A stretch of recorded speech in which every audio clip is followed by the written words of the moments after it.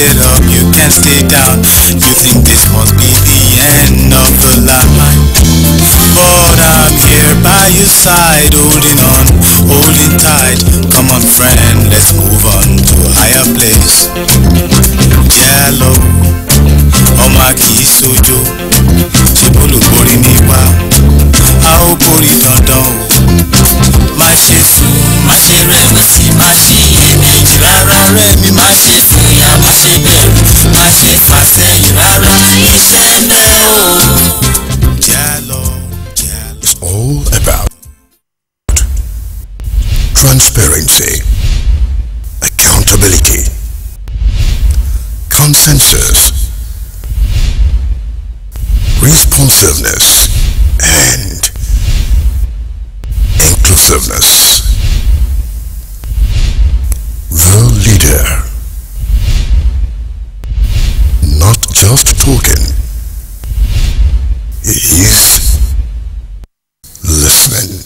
Meet your governor. Your right to know. Hello, thanks a lot for joining us. It's another edition of Meet Your Governor, a platform where you have a right to know, a right to listen to Mr. Governor, and it's a platform for Mr. Governor to explain on various issues bordering on governance in EKTV. It's a platform for stakeholders to participate in governance, all in a spirit of promoting accountability, responsiveness, transparency, etc., etc., etc. I'm Kola Jumobi, I'm the anchor, and I have my colleagues in the house in this edition. Today, we are back with the field of journalism, and I have the chairman of the Nigeria Union of Journalists in Ekiti State, who is also a staff member of the broadcasting service of Ekiti State, Ekiti 91.5 FM, Alaulu Omoshilade. Mr. Chairman, thanks a lot for joining us. Thank you, Kola. Good evening out there, and I'm glad to be with Mr. Governor again. On the panel also we have Yakub Popola. He writes for Daily Independent as the state correspondent here in Ekiti. Yakub, thanks a lot for joining us. Good evening. And as you must have seen in the promo, there are about 4 stations participating. We have the Nigerian Television Authority, Ado Progressive FM 100.5, Ado Ekiti, EKTV, and the PSCS. And collectively, on behalf of all the participating stations, we say thank you, Mr. Governor, for making time to be a part of the February edition of Meet Your Governor. Thanks a lot for joining us, sir. Thank you for having me, Kola. Good to be back. Right, let's move on to the business of the day, and like you know, we talk about the hottest news in town when we have the privilege of interfacing with you. And I'd like to begin with the event of tomorrow. That's talking about the Ekiti State Executive Council, which was dissolved sometimes in January. And ever since the new list was sent to the House of Assembly, it's been all kinds of reactions. Some say that the team you're about to put together is the crack dream team that will deliver on your promise. While some others on the flip side say it's all an old wine in a new bottle. What informed the choice? Well, Kola, recall what I said when I dissolved the Executive Council. I explained to our people that as a coach, when you get to halftime in a football match, you review your team, you check the players, you look at those who are ready to last the 90-minute duration of the match, check out their stamina, you check your strikers, whether they're still able to perform, and if you have people who need to move from midfield to the defense or forward strikers, you look at all those configurations. But I also said, and I hope people haven't forgotten that it's only a bad coach who gets to halftime and dismisses all the players. It's a statement not about the players but about the coach. If he does that any serious-minded coach who knows the games well, in any case, FIFA rules only allows you a certain number of changes. In the case of a football match of 11 players, you can only change 3 maximum. we're talking of a cabinet that is a little larger than 11 players, and if you look at it, I think we've made maybe at the very most about 6 changes. And that really explains it all. The intention was not to discard of everybody in the cabinet. The intention was not to replace them with new people. The intention was to re-energize and refocus the government in a manner that the rest of the period that we have in a 4-year term is consolidated and enabled to achieve results and to score more goals for our people. We scored quite a number of goals, and the people are acknowledging it from all across the state. But the job is not finished. Okay. So we do have a duty to ensure that those who are going to be in charge of the various aspects of the team must deliver on behalf of the people. So that's essentially the point. Whether it's described as old wine in new bottle or new wine in old bottles, the essential point is that we believe that government needs energizing. And that's what we've done. Okay, now just before you coming, you believe that this new team will deliver on the 8-point agenda for the rest of the term? Well, the old team delivered, by the way. Okay. And I want to stress the fact that at no point did I say that the old team was not delivering. Yeah. There are areas in which we needed to improve, and I mean, by nature we're always in a state of flux. We must always improve. Even when we're doing the very best we can, there's always room for improvement, and that's really what happened. Okay, Mr. Governor, let's move to the local government level. Yeah. On the contrary, about 13 of the local chairmen did not resurface when the new local government team was put in place. And I'm sure the people would like to know what were the indices that were used in selecting the new team at the local government level. Was it party loyalty? Was it performance? Or just to rejig for effective service delivery? Well, you know, local government is a different ball game. And that has to do with the law. The governor can decide to change anybody anytime in his cabinet in the state, at the state level. But local government caretaker committees are there for a specific period. And once that period comes to a conclusion, we do have a duty to send a request to the House of Assembly for a reconstitution of the local government caretaker committee. That's what happened. And in the course of doing this one, I felt the onus was on us to throw it back to the various communities and constituencies where the people who are in office had come from. And those communities and constituencies played a part in the list that you saw, in places where virtually everybody clamored that we should let the team stay. And I can give you an example. In F1 local government, for example, both the royal father, the KBC, the leading people in the community, not party loyalists alone, there was a consensus that they wanted the chairman to stay because they felt he had done well in the period he had been in office in the interest of that local government. So you allowed majority the view of the local government to prevail on that particular case, in that particular case, and that's what happened in other places as well. All right, now look, you can take it away. Just rather to that before my real question, sir. When then are we expecting the local government election? When then? Yes. Oh, don't ask me. You should ask PDP. I'm sure you know the genesis of caretaker committees. Here was one state, barely 3 months onto coming into office, we called for a local government election in the state. A date was fixed, February 4, 2011 was when we were supposed to have local government election. And 2 days before that election, you were here, Chairman. You knew what happened. Yes. Some people went to court.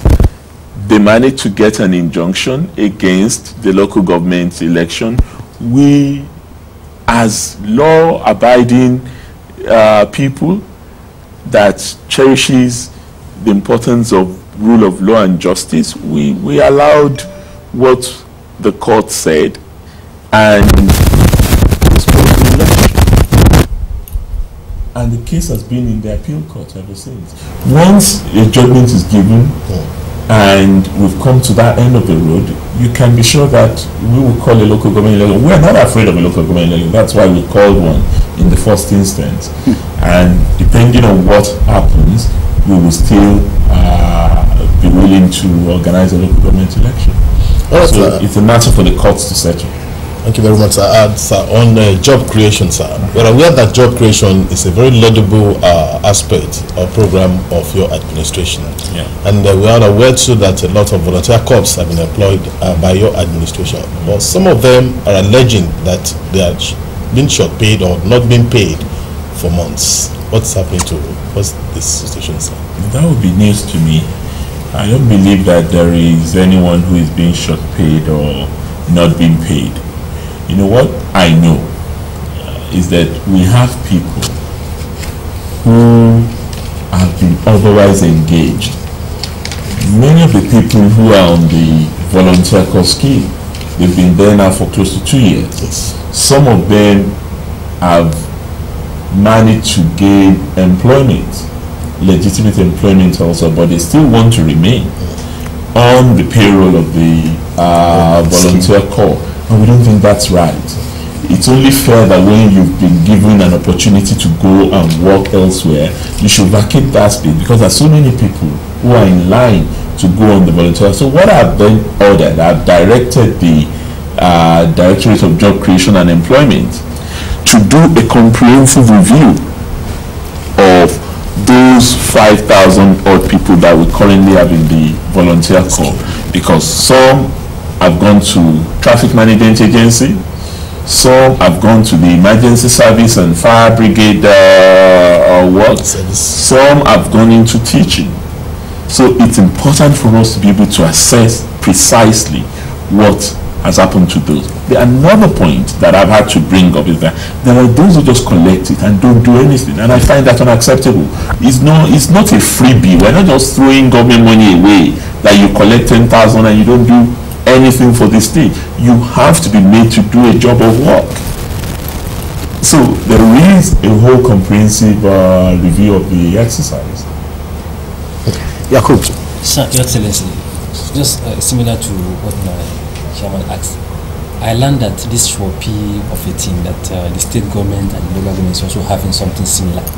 So I want to know, to what extent are you collaborating with the federal government on this Shopee something? Shopee? Yeah. Well, let me say that my own understanding of the way what is called Shopee by the federal government works in the first instance is that this is our money. This is money in the federation account belonging to the 3 tiers of government that has been redesignated and called by some other nomenclature. So I don't want to really belabor the old drama around Shopee, but it's also clear that it has become a vehicle for political patronage. The section of it that relates to the federal government, as governors, the Governors Forum has complained already, is not being handled in an equitable, objective manner. You cannot ask party apparatchiks to run Shopee and expect to get the desired result from it. The one that is being run in Ekiti, for example, you know the people who are running it.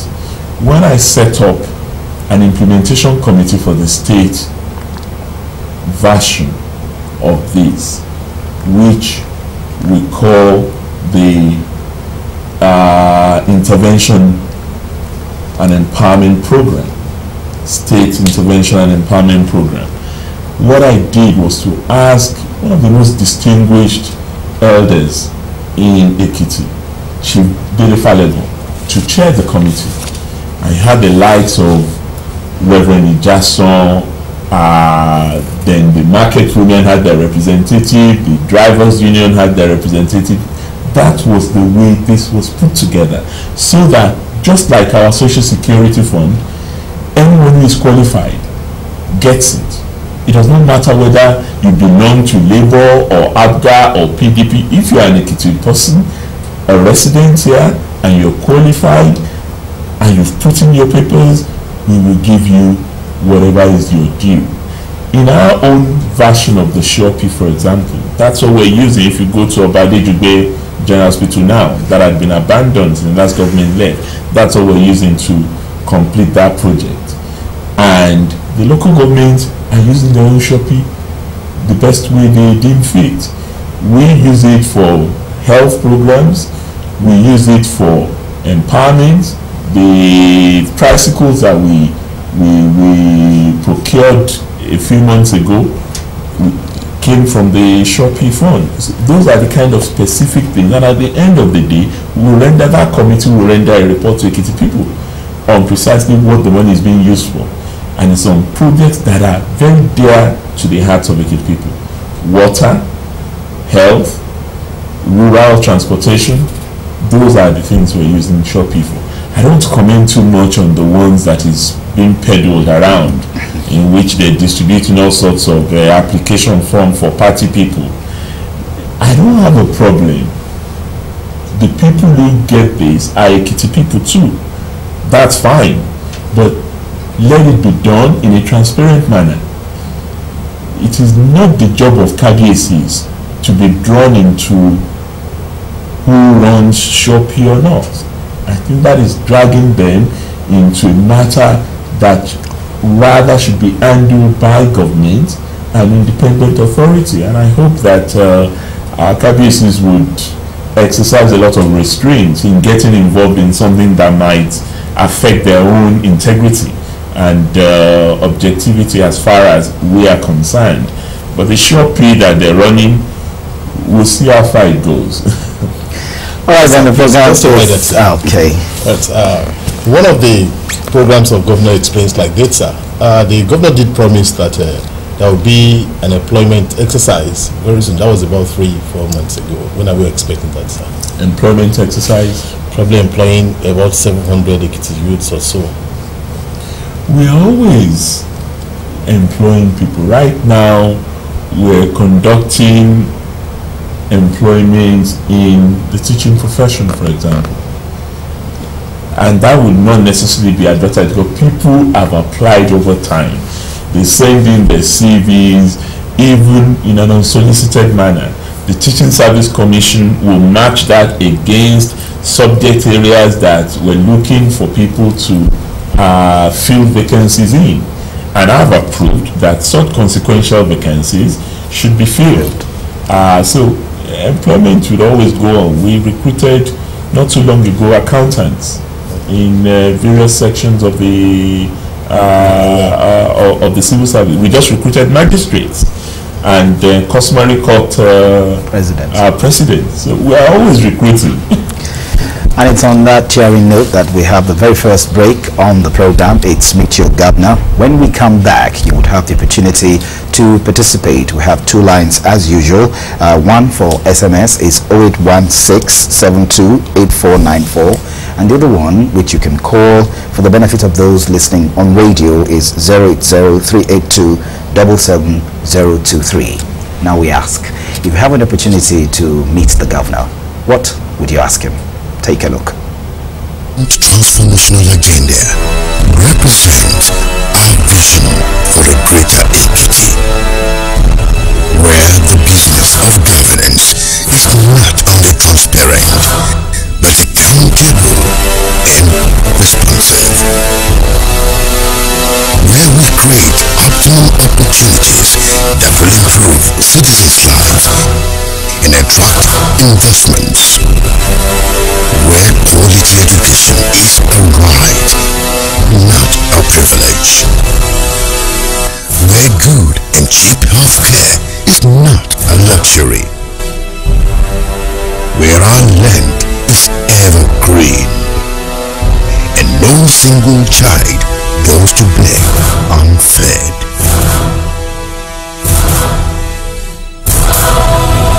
That is our agenda.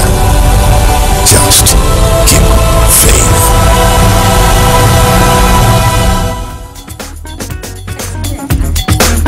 If I'm opportune to meet the governor of the state, there are several things that I would like to tell the governor.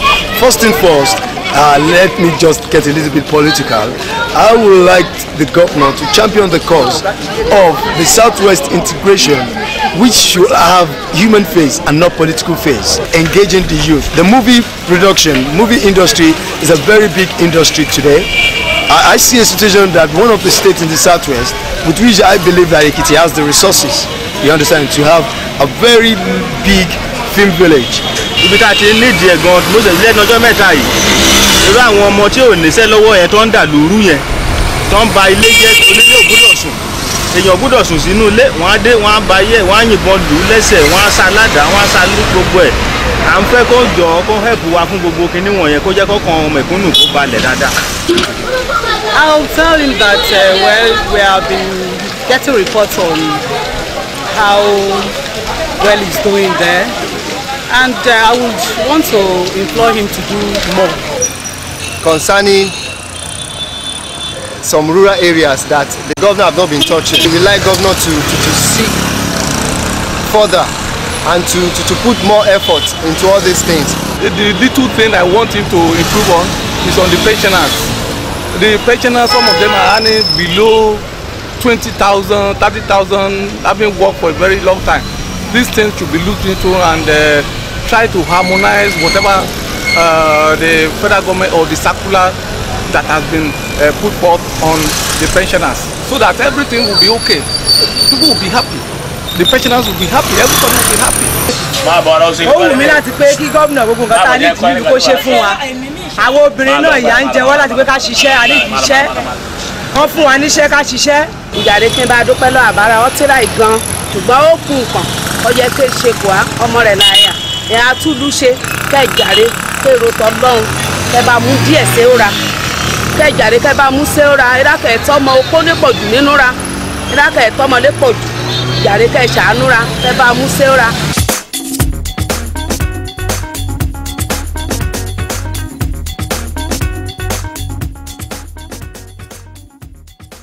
All right, thank you very much for joining us. And for those who are still on the line, it's Meet Your Governor. It's a platform where you have the opportunity to interact with the Governor of Ekiti State, Dr. John Kayode Fayemi. And we just came back from the first break, which is the Vox Pop, and about 6 issues came out from the responses that we got on that segment of the program. But we'd like to make a quick correction here. The number with which you can call us is 080-671-89115. I repeat, number to call 080-671-89115. Patrick, please tell them to scroll it on the screen.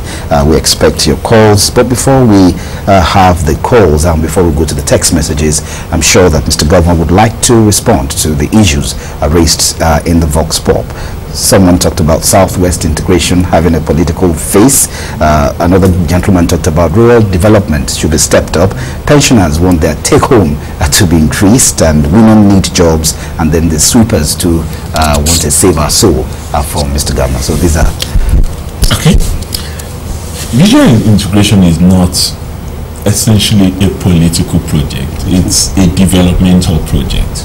Of course, in order to get to the destination of development for all, we have to use political association as a vehicle for that initiative. And as you might have noticed, I was in Akure this morning for the inauguration of the president of the governor there, because I've always argued, and I continue to insist, that we do not have to belong to the same political family in order for us to work together on regional integration, which is the overarching desire of our people. How to ensure that we pull our resources together, achieve economic of scale through cooperation, particularly in the area of agriculture and rural development, is one of the prime objectives of the development agenda for Western Nigeria. And I want to assure the gentleman who spoke that our approach to regional integration has a human face. Okay. That's the direction we are headed. The results may not be tangible yet, but it's a journey. And when you're on a journey, the earlier part of it may not necessarily be visible to all. Okay. On the second issue relating to rural development, point taken, from tomorrow there shall be a ministry known as Rural Development and Community Empowerment, and the primary task of that ministry is to even drive development further into the hinterland, into areas that we haven't touched. So the gentleman should be on the lookout for that in his community, and it too should communicate with that ministry if he has ideas on what he would like the ministry to do in his community. On pensioners, the gentleman has spoken very, very convincingly about the poor pay of some pensioners who are earning below minimum wage. Well, it's an issue that is of concern generally, and I have committed myself to improving the lots of pensioners. The other day I had spoken about senior pensioners who have found themselves in this rather challenging situation of not earning enough. I believe we should have index-linked payments for them, but the state also has finite resources. We must be very frank with our people, and we need to ensure that we ration these resources among several competing needs, including the needs of pensioners. But they are a priority, and we will do everything we can to improve the lot of our pensioners. Oh, finally, the sweepers. Oh, the lady who spoke. Well, you know, they're very important to us, and that's an issue that we can look at almost on an immediate basis, because it's something that I've been talking to the chairman of the Waste Management Authority on, and I will take that up with him. I don't know the exact salary now, but I know it's probably under 18,000. Mr. Governor, you just made a statement now which naturally leads to some of the questions Laulu and Yakub have with them, talking about the finite resources of the state. They have a barrage of questions on your legacy projects vis-a-vis the finite resources of the state. But before you ask, let's just take a few text messages in the spirit of popular participation. And this first one says, Your Excellency, thank you for the Odua Skills Acquisition Center. My son is in the batch that graduated recently. Thank you for empowering them. More power to your elbow. That's from Alhaji Raji Oladimeji Adoekiti. The next one, still on the skills acquisition. Your Excellency, it's 8 months now after some trainees graduated at the Odua Skill Acquisition Center. When is the next batch starting? Ola from Emory. The third one, good evening, sir. Please, sir, we need a banking point in the judiciary. The only fees that comes to Ekiti State purse in that arena is payment for filing of cases and court fines. Other fees go to Court of Appeal and the Federal High Court. Sir, use your good office on this issue. The head of court has prepared an office to accommodate the facility. Even the MBA is also ready to assist. That's from Christy Aduikiti. Let me take it from the last question and the last comment. I am aware that government has taken steps on this particular issue of a payment point, a pay point within the premises of the High Court, and I believe the Chief Registrar and the Chief Judge have been working to make this so, particularly in relation to people who are out of station in other jurisdictions outside Ado-Ekiti. We have made arrangements between the courts, the banks, and the Internal Revenue Service of the state, and I believe that there should be a pay point even now. in the court here in Ado-Ekiti. Skill acquisition? Well, on skill acquisition, I know that we've received new applications, but we're doing this jointly with the Odua Investment Corporation, and I don't have an immediate answer to it, but I would find out from the Ekiti Enterprise Development Agency that coordinates this on our behalf and make that public to people in terms of when the next batch will be ready for recruitment. All right, then we take a pause with the text messages and we come back in-house. Laulu and Yakub, legacy projects, finite resources of the state, making the butter to go round. All right, sir. So your legacy projects such as the State Pavilion, the Government House, because a visit to Kayoba revealed that it's a very huge construction site, and of course the Civic Center. Then, considering the limited resources of the state government, is the December deadline for these projects realistic? Well, they're working hard towards it. This is February that we're about to end. If you go to the Government House project, you will see that a lot of work has gone into the exercise, and they're daily working at the Pavilion as well as the Civic Center as well. We will do everything to ensure that they complete the project to time. As for finite resources, these are not just legacy projects, they are also bond funded projects. So we have resources earmarked for this project. So we don't have a choice, because the Nigerian Stock Exchange is also monitoring what we're doing on all of those projects that are listed in the bond that we raised from the capital market. Ikogosi, Government House, Civic Center, the roads that we're constructing and rehabilitating, all of them have to be delivered within the 24-month period that we agreed we would do them with the resources we raised from the capital market. And whatever else we have to do, we will have to find additional resources to make sure that we meet our obligations to Ekiti people. So, I want to take you on sports. So, on sports? Yes. Okay. One of the lessons we've derived from the victory of Super Eagles and the just concluded the African this thing is that we need to engage our local talent. And when you look at Ekiti, we have only one stadium located in Ado-Ekiti. And if you really want to get this young talent, you need to move to the hinterland. So, what is your government doing to really make sure that we have the replica of this stadium in other places like Omo, Ikere, and some other places? Well, Yakub, as much as I would love to agree with you that that's one of the lessons that we got from the recent Super Eagles victory, I don't think that lesson also teaches that it is tied to physical infrastructure, but our ability to engage our youngsters and also monitor their development over the years. And that we're doing through the introduction of competitions, which were not necessarily there before. When we reintroduced the Principals Cup or the Ekiti State Sports Festival, it was all aimed at ensuring that we can develop local talents.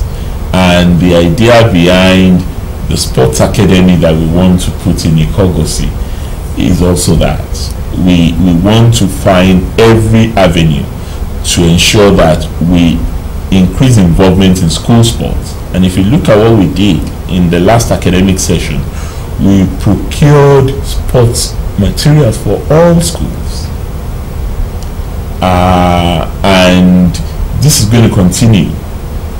There is a lot more that can be done, and I would like a situation in which we can put mini stadia in Ikere, in Ijero, in Ikole, our 3 divisional headquarters, and then move on from there.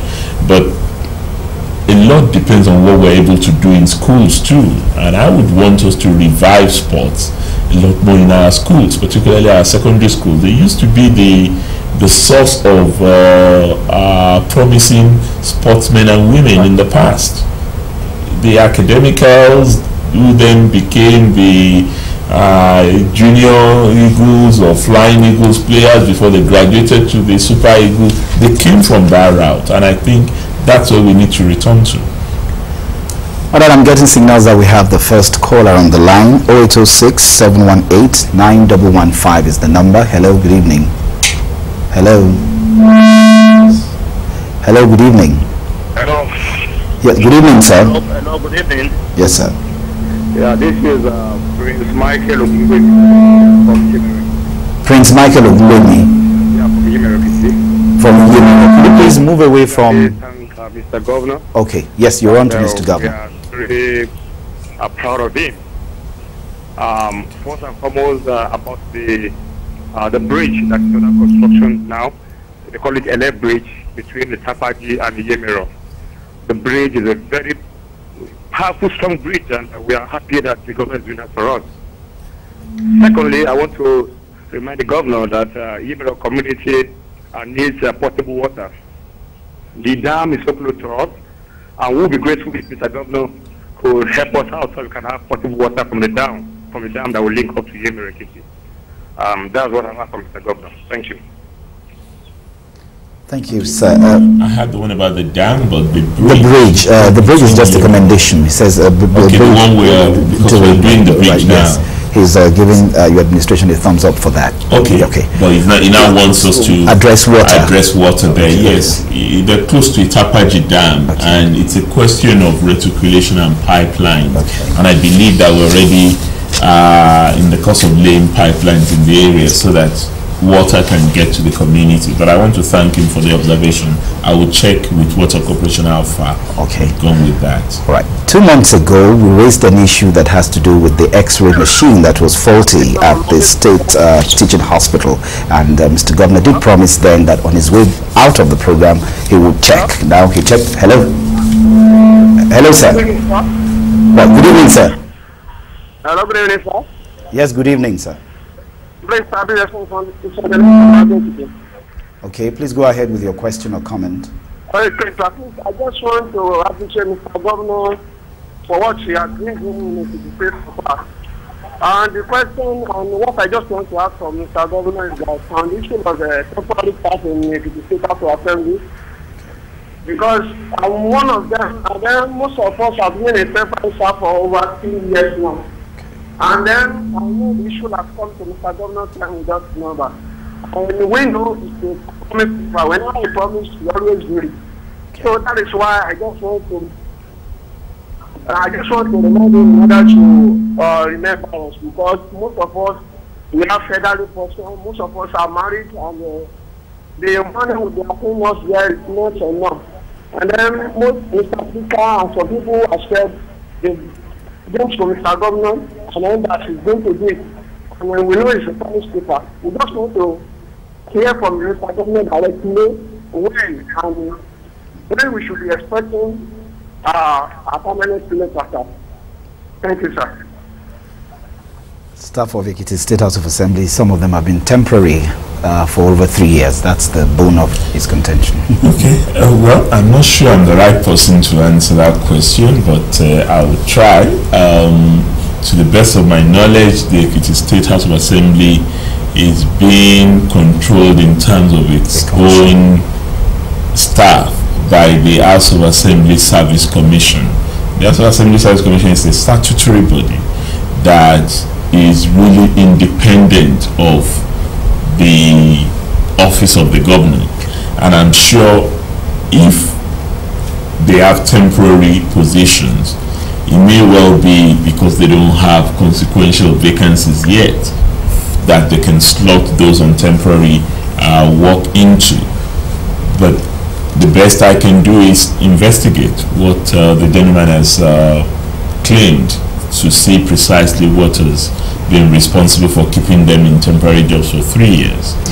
All right, sir. He has described you as a promise keeper, and I couldn't agree less, because you made a promise to do a check on the faulty X-ray machine at the teaching hospital, and pronto the matter has been resolved, and the patients and the workers in that hospital wrote to us on the program commending your efforts at rising up to the occasion. But they have another issue, Mr. Governor, and they have written to say that patients now find it difficult to get a bed space, and that a staff recently collapsed while attending to patients in an overcrowded ward, and the management is paying lip service to addressing the issue that the maternity wards needs an extension. So this one was sent in by Mrs. Ajayi, and I believe that she's a stakeholder. I'm not sure, maybe she's a worker or she's a patient, but she's grateful to your government for attending to the X-ray machine. But now it's overcrowded. Okay, Babatunde from Adwikit is on the line. Let's take the call, and then we go back to the Please, question. I just want to ask the Excellency about the creation of new local government. Creation of new local. Hello? Okay, yeah, he got the question. Creation of new local governments. All right, sir. Yeah. Okay. Mr. Babatunde, you know my views on federalism. I've always argued that local government creation is the business of states, not the business of the federal government, and I am still totally committed to the creation of local governments. The timing may not be now, but very soon we will set the processes in motion that would eventually culminate in the creation of new local governments. Don't ask me when or the timing for that, but we will do it. We're committed to that. Overcrowded ward in the hospital. Oh yes, I mean that's a very, very pertinent question, but I think we need to put it in a context. When this hospital came into being, it was not meant to be a teaching hospital, and the space was not meant to accommodate the number of people who now visit the hospital. I want to plead with the patients that in addition to expanding the space, we want to construct new wards and expand existing wards. The job of a teaching hospital is really to serve as a referral service. It's not to take patients of first consideration who ought to have been in a general hospital or in a primary health care center. My hope and expectation is that by the time we finished Obadejugbe Hospital before the end of the year, the pressure that is on the teaching hospital here would significantly reduce, because Obadejugbe would take the place of the general hospital for Adwekiti, rather than now that we have the general hospital playing the dual role of a teaching hospital. All right. Yakub, I know you have a question, but let's just take these text messages because they're related to health. This one says, we commend you for the work you're doing, Mr. Governor, but some people are sabotaging your efforts by dumping refuse in the new drainages you constructed. Please put up a monitoring mechanism, and anyone caught must be punished. Also, transport drivers are abusing the newly constructed roads around Mubagba area. That's from engineer Abe Federal Polytechnic. Okay. I want to thank Engineer Abe for that. The traffic management agency, EXMA, really should be doing their job. I believe they're doing a lot, but the more people notice what is amiss, the more work that we have to encourage them to do, and we have to provide them with the tools to ensure that people really adhere to the traffic rules in the newly constructed roads. Hello, Emmanuel from Adwekiti is online. Yes. Good evening, sir. Good evening, sir. Good evening. Oh, I just want to say something. Please go ahead and say it, Emmanuel. Yes, I'm a student of Anglican High School. Okay. And there was one, I can say, like VP of our school. That is very wicked. As in, if that is the body will pay you for like 2 weeks, and all the students of Anglican High School have suspected that maybe that is using sham, because that is is a chief. Yeah, so that's what I want to tell you, that maybe anything you can do, that just tell her that not to be treating us like that. Okay. Okay, they have a teacher who is the principal, I think. The principal, the vice principal. Okay, he beats them mercilessly. That's what. Well, Emmanuel, I don't know the details of the case you have shared with me. I would ask the Ministry of Education to find out. Obviously, we do not tolerate abuse of children in our schools. It's clearly against the Child Rights Act that we have signed and committed ourselves to. There are all forms of disciplinary measures that can be taken, which does not involve vicious caning of students, but we'll find out and take the appropriate measures once we know the truth of the matter you brought to my attention. All right, Yakub, just hang on for a while. This one, the next text is also related to education, and he says, I'm a student from Moba, local government area. I thank you for all your efforts towards the success of education in Ekiti State. Please, sir, help us clear the issue over the laptop for secondary schools.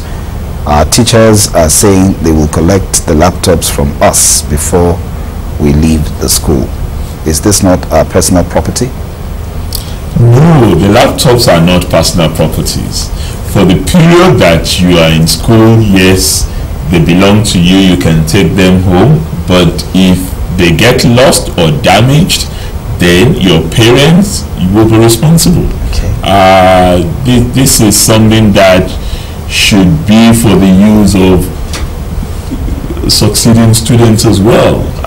The idea of saying the laptop is a personal property, if that impression had been created, that was not the intention. All right, so they are yours for as long as you're in school, and then when you're on your way out, it should be returned. But right now, I think they're even trying to collect it to reconfigure it, because there have been all sorts of complaints from parents, from a lot of people who have written to me to say they're not using them for the purpose for which they are meant. They are using them to watch all sorts of funny things, and I think naturally young people would explore. I mean, they are adventurous. But we also want them to use this equipment for the purpose of enhancing their own careers. All right, Mr. Governor, we have another caller. Yakub, just hang on, because we'd like to give the people the pride of place. Okay, Bimbo from Ado Ekiti. Please, I want to complain about the newly recruited firemen. Newly recruited firemen? Okay. Yes. We've not been paid for the past 4 months now. So I want to ask what's going on. Okay. Hello, Bimbo. Can you repeat that? You said? I didn't hear that. Can you repeat? I want to. We are the newly recruited firemen. And we've not been paid for the past 4 months. Oh, the newly recruited firemen. You have not been paid for the past 4 months? Yes, sir. What is the matter? I don't know, sir. Okay. Can you leave your number with the studio? Let me find out and get back to you. Okay, sir. Okay. Right, this one is also from Mr. Bewaji. He says, concerning conhests for health workers in local government, some were paid while some were not paid. Sir, in the process of filling the correction form, we were told that the state has no money to pay for the concerned health workers. Please help us. That's news to me. Okay.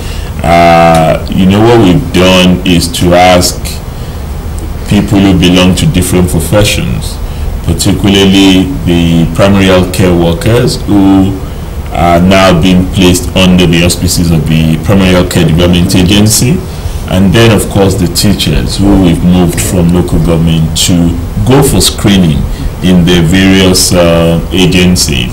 I know that this has been completed and the report has been sent to my office.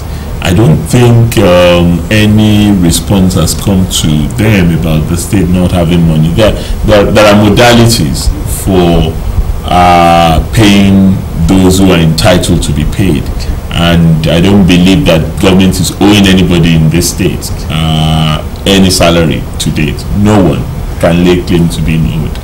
But I've had one from the newly recruited firemen, so I'm going to find out about that. Yakub. Your Excellency, I just spoke to a leading opposition figure in the state about the leading opposition figure in the state about the proposed merger of opposition parties in Nigeria. So he said the interest that brought the opposition together is going to be the one that is going to divide them. So I want you to convince Nigeria that this issue of merger is really something that is going to work. That is number one. The second aspect of it is, sir, you have been involved in a series of activism. For instance, the issue of regional integration, you are leading figure there, the issue of merger and some other things. Those things that is going to be a kind of distraction to you in discharging your responsibility to this people. Hello. Okay. Hello, sir. Just a minute, Your Excellency. Hello, sir. Yes, sir. You're on to Mr. Governor. We applied for CFO since about 2 years ago. Okay. And CFO, Certificate of Occupancy. The document to your office. Last year, September, it was publicized on the paper. So after that, we came to your office. They said the thing has been sent to your office for signature.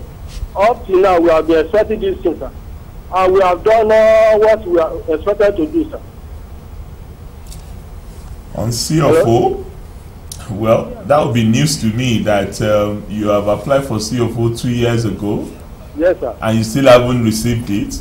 Up till now, sir, I have not received it. I'm sure something must have gone horribly wrong, because I know that CFOs don't last that long in my office. It doesn't even last 30 days in my office. It was publicized last year around August, September. Sir. Okay, may I ask you to contact the Bureau of Lands with your evidence, your receipt of payment and every other evidence that you may have. Whom do I need here, sir? PAMSEC. If you go there, meet the PAMSEC. I believe it's Mrs. Falodun, who is the PAMSEC in Bureau of Lands. Thank you. Thank you very much. That's going to be the last call. We have just about 7 minutes to wrap up the program, and we'll take in-house questions to draw the curtains on the program. Before we took that call, Yakub asked a question. A double barrel question. Triple barrel. Or even triple barrel question. Well, let me start by saying that at the risk of being immodest, I don't require any lecture.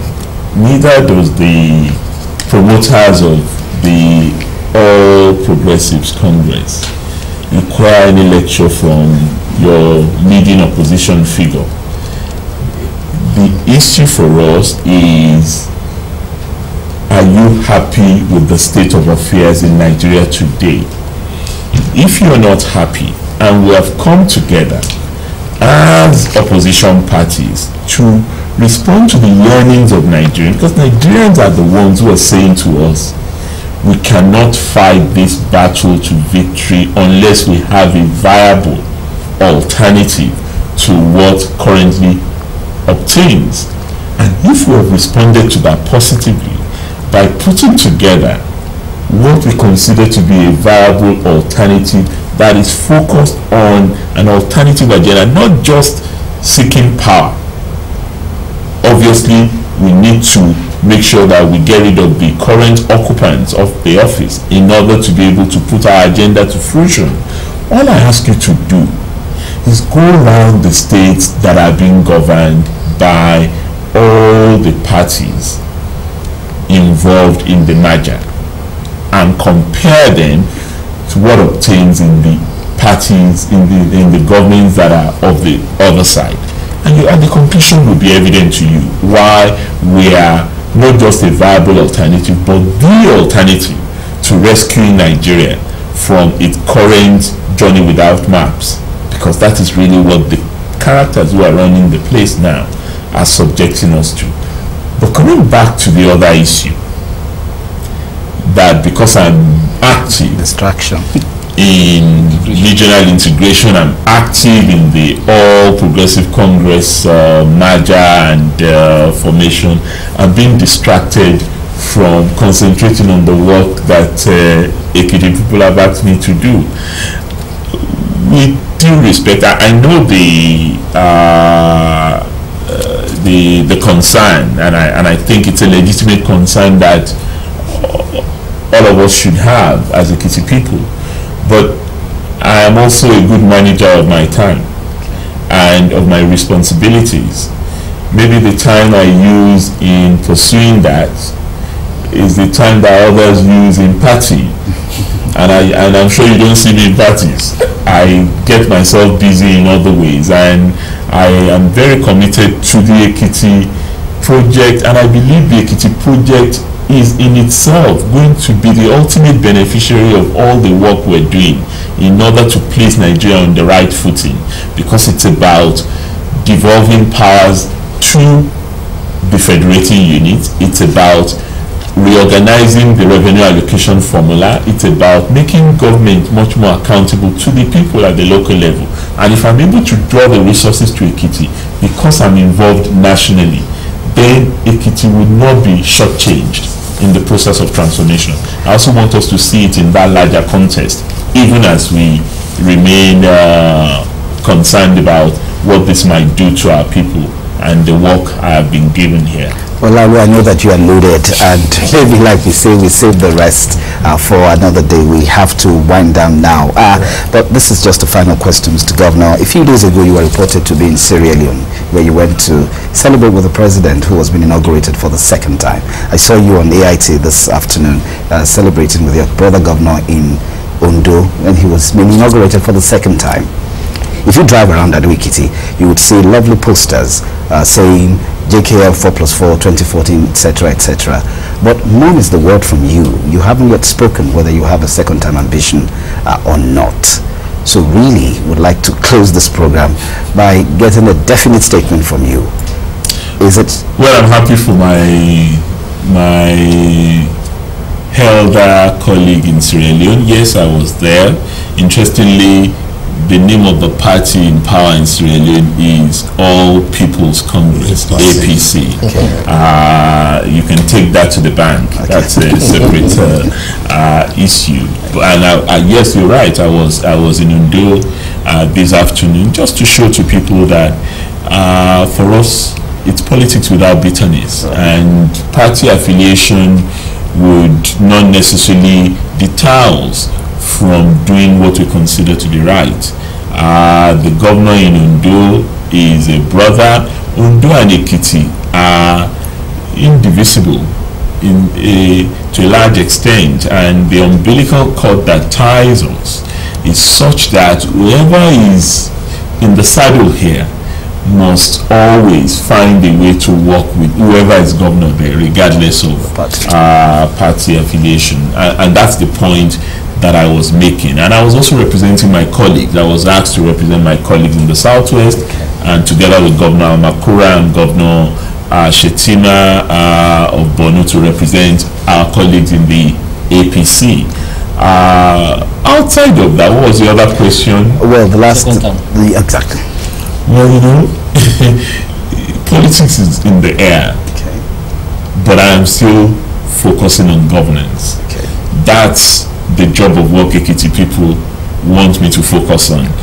When it is appropriate for me, when they want me to really begin to shift my attention from governance to politics, it will be a natural flow, and I will come back here and answer that question one way or the other. Okay, then it's on that note that we close the program. I want to believe that it's been 1 hour of intensive address of issues in the polity of EKTV and beyond. Would like to say a big thank you to the following stakeholders: Mr. Yinka Oyibode, Chief Press Secretary to the Governor, Elder Dewale Ayaga, and Mr. Eduwadibi, members of the Board of Directors of the BSCS, Mrs. Gloria Toba, she's the GM NT Ado Ekiti, Mr. Femi Oladipo, Manager News FRCN Ado, he's representing the GM, Mr. Martin Zayola is General Manager Adaba FM Akura, Mr. Wale Ojo, GM EKTV, Mr. Cheung Adedibu is AGM Business Business Ventures, Mr. Idowu Kutuachi, is GM EKTV FM, Odrayo Mola, SA Media to the Governor, and Babs Teramola is SA Media to the Governor. Thank you one and thank you all. I would like to say thank you to Yakub Popola. He writes for the Daily Independent, Ekiti State. Yakub, thanks a lot for joining us. My chairman, Laulo Moshilade, thanks a lot for coming. And we all say thank you, Mr. Governor, and we wish you more successes now and in the future. Thanks a lot for joining us, sir. Thank you, Kola, and thank you to my brothers from the print and electronic media, particularly our chairman and the old war horse, the veteran, Yakub Popola. It's a pleasure to be here. Right. Thanks to our viewers at home.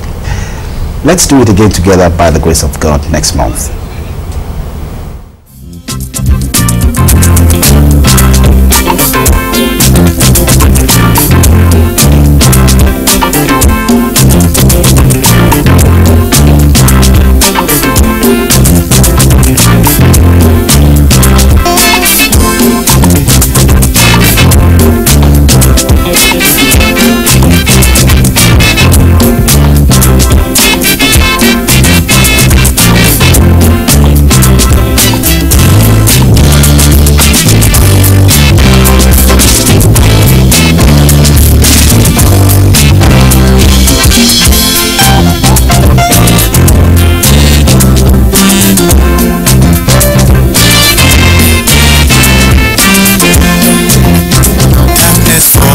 Your heart, you can't get up, you can't stay down.